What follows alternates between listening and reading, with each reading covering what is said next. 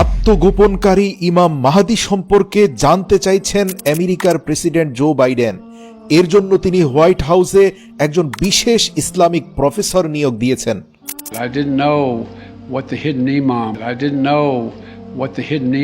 হঠাৎ করে ইমাম মাহদী সম্পর্কে কেন এত আগ্রহী হয়ে উঠলেন জো বাইডেন?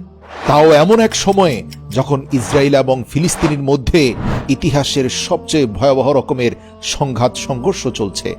আপনারা স্পষ্ট শুনেছেন, ভিডিওতে তিনি বলেছেন, আমি মুসলমানদের আত্মগোপনকারী ইমাম মাহদী সম্পর্কে জানতে চাইছি, যিনি কিয়ামতের পূর্বে পৃথিবীতে এসে পরিস্থিতি ঠান্ডা করবেন। তার সম্পর্কে বিস্তারিত জানা আমার জন্য খুবই জরুরি। তাই আমি দ্রুত হোয়াইট হাউসে একজন শ্রেষ্ঠ ইসলামিক প্রফেসর নিয়োগ দিয়েছি। যেহেতু এই বিষয়ে আমার জ্ঞান কম, তাই আমি এটি ভালোভাবে জানার জন্য একজন প্রফেসর রেখেছি। প্রিয় দর্শক, পৃথিবীর ইতিহাসে এটি সর্বপ্রথম ঘটনা যে বিশ্বের সবচেয়ে শক্তিশালী রাষ্ট্রের প্রেসিডেন্ট তিনি ইমাম মাহদীর ব্যাপারে যথেষ্ট আগ্রহ প্রকাশ করছেন এমন একটি পরিস্থিতিতে যখন ইসরায়েল ফিলিস্তিন সংকট ভয়াবহ আকার ধারণ করেছে। আজকের ভিডিওতে আমরা বিস্তারিত আলোচনা করব যে জো বাইডেন তার বক্তৃতায় আসলে কি বোঝাতে চেয়েছেন, আর কেন তিনি ইমাম মাহদীর ব্যাপারে তড়িঘড়ি করে জানার জন্য একজন প্রফেসর নিয়োগ দিয়েছেন। তিনি যে প্রফেসর নিয়োগ দিয়েছেন তার পরিচয় কি, নাকি এখানে অন্য কোনো ঘটনা রয়েছে? জো বাইডেন ক্ষমতার শুরু থেকেই মুসলমান ধর্মাবলম্বীদের মধ্যে যথেষ্ট আগ্রহ এবং উদ্দীপনা তৈরি করেছিলেন। শুরুর দিকে তিনি পবিত্র কোরআন এবং হাদিস থেকে স্পষ্ট কিছু আয়াত পর্যন্ত উল্লেখ করেছেন। যেমন 2020 সালের জুনে মুসলিম আমেরিকানদের জন্য অ্যাকশন এবং অ্যাডভোকেসি গ্রুপে তিনি একটি বক্তৃতায় স্পষ্ট ভাষায় মুহাম্মদুর রাসূলুল্লাহ সাল্লাল্লাহু আলাইহি ওয়াসাল্লামের একটি হাদিস উদ্ধৃত করেছেন, যাতে আল্লাহ রাসূল সাল্লাল্লাহু আলাইহি ওয়াসাল্লাম বলেছেন, তোমাদের মধ্যে যে কেউ কোনো অন্যায় দেখতে পায় সে যেন তার হাত দিয়ে তা প্রতিহত করে, এবং যদি সে তা না করতে পারে তবে সে যেন তার জিহবা দিয়ে পরিবর্তন করার চেষ্টা করে। যদি তাও সম্ভব না হয় তাহলে সে যেন অন্তত অন্তর থেকে তা ঘৃণা করে।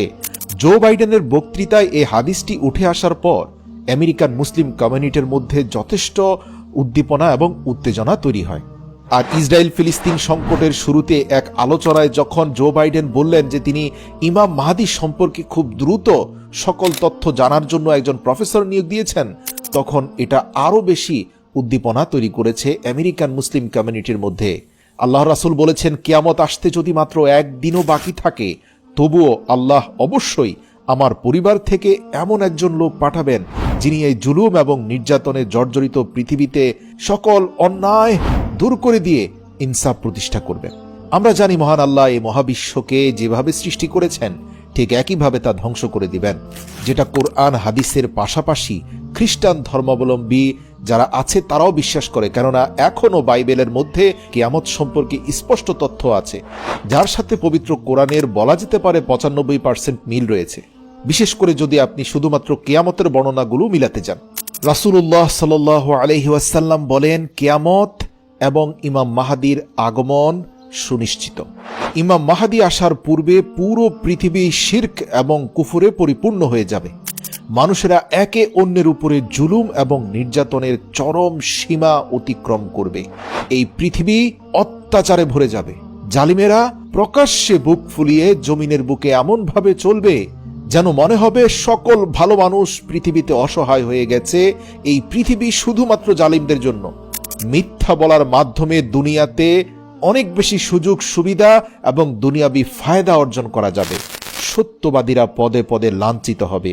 সর্বত্র মানুষের স্বার্থপরতা বেড়ে যাবে। প্রত্যেকটি মানুষ স্বার্থ ছাড়া এক পাও অগ্রসর হবে না। বড় বড় অট্টালিকা নির্মিত হবে। মানুষের মাঝে অন্যায় এবং হিংসা খুবই সাধারণ বিষয় হয়ে পড়বে। গীবত শাকায়াতে ব্যস্ত থাকবে। নিজেকে নিয়ে যতটা না ব্যস্ত হবে তার থেকে বেশি অন্যের দোষ ত্রুটি খোঁজার ব্যাপারে ব্যস্ত হয়ে পড়বে। আল্লাহর রাসূল সাল্লাল্লাহু আলাইহি ওয়াসাল্লাম বলেন, ঠিক এমনই এক কঠিন সংকটময় পরিস্থিতিতে যখন সভ্যতা ধ্বংসের কিনারে গিয়ে পৌঁছাবে, তখনই আমার প্রিয় কন্যা ফাতিমা রাদিয়াল্লাহু তাআলা আনহার বংশধরদের মধ্য হতে আল্লাহ এক বান্দা এই পৃথিবীতে পাঠাবেন। তিনি পুরো পৃথিবীকে ন্যায় এবং ইনসাফ দিয়ে ভরে দিবেন।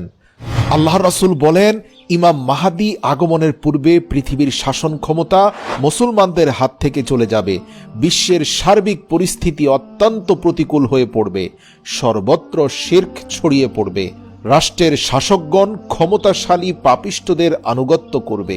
এমতো অবস্থায় মুসলিম জাতি পেরেশান হয়ে পড়বে। তখন মুসলমানেরা এমন পরিস্থিতিতে পড়বে যে তাদের আর কোথাও যাওয়ার জায়গা নাই। ঠিক তখনই হজরত ইমাম মাহাদিকে নিজেদের মধ্যে তারা পেয়ে যাবে। আল্লাহ রাসূল হজরত মুহাম্মদ সাল্লাল্লাহু আলাইহি ওয়াসাল্লাম ইরশাদ করেন, আমার উম্মতদের মধ্য হতে একজন খলিফা আসবে, যিনি মানুষদের মাঝে বিনা হিসাবে সম্পদ বন্টন করবেন। এরপর ইসলাম তার প্রাথমিক অবস্থার দিকে অগ্রসর হতে শুরু করবে। ইমাম মাহাদি আলাইহিস সালাম সম্পর্কে আল্লাহ রাসূল স্পষ্ট বলেছেন যে তিনি আরবি জিলকদ মাসে আসবেন এবং বিভিন্ন দেশের মধ্যে চলমান বিরোধ এবং চুক্তিগুলো তিনি মুহূর্তের মধ্যে নিষ্পত্তি করবেন। মূলত তখন এমন পরিস্থিতি হবে যে আল্লাহ তাআলার ঘর কাবা শরীফের তাওয়াফ করতে আসা আগত মুসলমানদেরকে ফিরিয়ে দেওয়া হবে, মিনাতে যুদ্ধ লাগার মতো পরিস্থিতি তৈরি হবে, সর্বত্র গণহত্যা ও রক্তপাত হবে। পরিস্থিতি এমন দাঁড়াবে যে ইমাম মাহাদি সেখান থেকে চলে যাবেন এবং মাকামে ইব্রাহিমে এসে পড়বেন। লোকেরা তখন তাকে চিনতে পারবে এবং তার হাতে বায়াত হবে। এই সময় ইমাম মাহাদির হাতে বায়াত করা লোকদের সংখ্যা অগণিত হবে। এ সম্পর্কে আল্লাহ রাসূল স্পষ্ট বলেছেন যে, হে মানুষেরা, যখন তোমরা ইমাম মাহাদির সাক্ষাৎ লাভ করবে তখন তোমরা সবাই তার হাতে বায়াত করো, কেননা সে আমার পক্ষ হতে প্রেরণকৃত বান্দা ইমাম মাহাদি। যখন মানুষেরা তার নিকট আগমন করবে তখন লোকেরা তাকে কাবা ঘরের গিলাফ ধরে ক্রন্দনরত অবস্থায় দেখতে পাবেন। অতঃপর লোকেরা কিছু নিদর্শন দেখতে পেয়ে তাকে চিনতে পারবে এবং তাকে বলবে, আমরা সবাই আপনার হাতে বায়াত হতে চাই। তখন ইমাম মাহাদি কাঁদতে কাঁদতে বলবেন, আফসোস, তোমরা এ পর্যন্ত অসংখ্য চুক্তি ভেঙে কত রক্ত ঝরিয়েছ। তার মানে স্পষ্ট বোঝা যাচ্ছে ইমাম মাহদি আসার পূর্বে মুসলমানদেরও নৈতিক অবক্ষয় হবে। মুসলমানদের পরাজয় তো আর এমনি এমনি হবে না, মূলত আল্লাহ পাকের অসন্তুষ্টির কারণেই হবে। তারা এত বেশি বিচ্যুত আর এত বেশি পরিমাণে তারা পথভ্রষ্ট হবে যে দূর থেকে মুসলিম অমুসলিমের পার্থক্য বোঝা কঠিন হয়ে যাবে। তখনই আসলে ইমাম মাহদি এসে এই পরিস্থিতিতে আল্লাহ পাকের ঝান্ডা, আল্লাহ পাকের পতাকাকে পুনরায় আবার সুপ্রতিষ্ঠিত করবেন। হাদিসে বলা হয়েছে তার নাক হবে লম্বা এবং উঁচু, তার বুক চড়া থাকবে এবং চেহারা নূরের আলোয় উদ্ভাসিত থাকবে। রিওয়ায়াতে বলা হয়েছে যখন ইমাম মাহদির আগমন ঘটবে তার কিছু পূর্বে হযরত ঈসা আলাইহিস সালামেরও আগমন ঘটবে। হযরত ঈসা আলাইহিস সালাম আল্লাহ তাআলার একজন জলিলুল কদর নবী, তাকে জীবিত অবস্থায় জমিন থেকে আসমানে তুলে নেওয়া হয়। হযরত ঈসা আলাইহিস সালামের আগমনের পর একজন নবী হওয়া সত্ত্বেও তিনি ইমাম মাহদির নেতৃত্বে তার পেছনে সালাত আদায় করবেন। হযরত ঈসা আলাইহিস সালাম মূলত ইমাম মাহদির সাহায্যকারী হবেন। ইমাম মাহদি নামাজের ইমামতি করার জন্য প্রস্তুতি নিচ্ছিলেন। এমন অবস্থায় তিনি যখন আসবেন তখন ঈসা নবীকে দেখে সম্মান প্রদর্শন করলেও নবী ঈসা ইমাম মাহদিকে বলবেন, ইমামতির জন্য আপনি শ্রেষ্ঠ। সুবহানাল্লাহ। অতঃপর তারা দুজন মিলে সালাত আদায় করবেন। এরপর হযরত ঈসা আলাইহিস সালাম ইমাম মাহদির সঙ্গে মিলে একটি সৈন্যবাহিনী প্রস্তুত করবেন। তারা দুজন মিলে এই সৈন্যবাহিনী সহ দাজ্জালের বিরুদ্ধে যুদ্ধ করার জন্য রওনা দিবেন এবং সেই যুদ্ধে দাজ্জালকে পরাজিত করবেন। হযরত ঈসা আলাইহিস সালাম নিজ হাতে দাজ্জালকে হত্যা করবেন। এরপর বাইতুল মুকাদ্দাস মুসলমানরা বিজয় করবে। প্রিয় দর্শক, একটা কথা মনে রাখবেন, ইমাম মাহদি একা মুসলমানদেরকে দাওয়াত দিয়ে তাদেরকে পথভ্রষ্টতা থেকে ফিরিয়ে সরল সঠিক পথে ফিরিয়ে আনবেন, কিন্তু খ্রিস্টানদের মধ্যে তিনি দ্বীনের আলোকে ছড়াতে পারবেন না সঠিকভাবে যতক্ষণ না হযরত ঈসা এসে ইমাম মাহদির সাথে হাতে হাত মিলাবেন। হযরত ঈসা আলাইহিস সালাম যখনই আসবেন পুরো পৃথিবীর সংখ্যাগরিষ্ঠ সকল খ্রিস্টান ধর্মাবলম্বী বুঝতে পারবে এক এবং অদ্বিতীয় আল্লাহর কনসেপ্ট।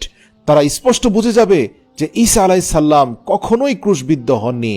তিনি পৃথিবী থেকে আল্লাহ পাকের হুকুমে আকাশে উঠে গিয়েছিলেন এবং তিনি পুনরায় ফিরে এসেছেন এবং তিনি সেই ঈসা যাকে মূলত তারা অনুসরণ করত।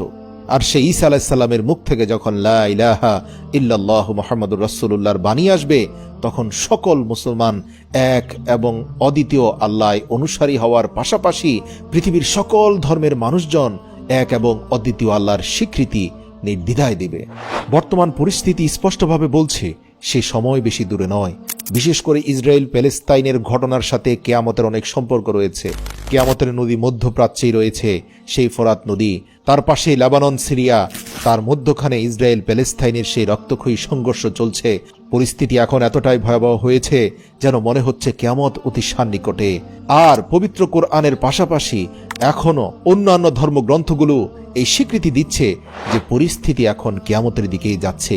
হয়তো এই জন্যই জো বাইডেন দ্রুত ইসলামিক প্রফেসর রেখেছেন, যেন তিনি কোরআন এবং হাদিস থেকে ইমাম মাহদী সম্পর্কে বিস্তারিত জানতে পারেন। কেননা ইমাম মাহদীর সাথেই ওতপ্রোতভাবে জড়িত রয়েছে খ্রিস্টানদের বিশ্বাসের কেন্দ্রবিন্দু যীশু খ্রিস্ট তথা হযরত ঈসা আলাইহিস সালাম। আমরা ইন্টারনেট থেকে জানতে পারি জো বাইডেন যে প্রফেসর নিয়োগ দিয়েছেন তিনি মূলত একজন তার্কিশ ইসলামিক প্রফেসর, এবং তিনি দাবি করেছেন যে জো বাইডেন তার কাছ থেকে বারবার জানতে চাচ্ছেন ইমাম মাহদী এবং ঈসা আলাইহিস সালামের মধ্যকার হাদিসগুলো। তিনি বারবার জানতে চাইছেন যে কিভাবে ঈসা পুনরায় পৃথিবীতে ফিরে আসবেন, ইসলাম ধর্মে এ ব্যাপারে কি কি ঘটনা বর্ণিত আছে। আল্লাহ আকবার, নিঃসন্দেহে আল্লাহ এর মহত্ব এবং এর গভীরতা ভালো জানেন। আমাদের জন্য করণীয় হচ্ছে কিয়ামতের পূর্বে নিজের ঈমান এবং আকীদাকে সহিশুদ্ধ করা।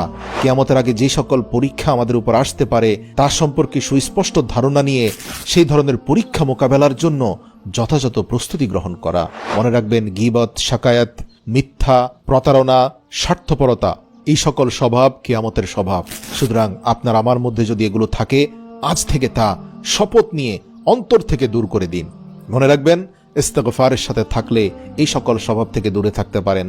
তাই প্রতিনিয়ত উঠতে বসতে বলতে থাকুন, আস্তাগফিরুল্লাহ, আস্তাগফিরুল্লাহ। হে প্রভু ক্ষমা করুন, হে প্রভু ক্ষমা করুন।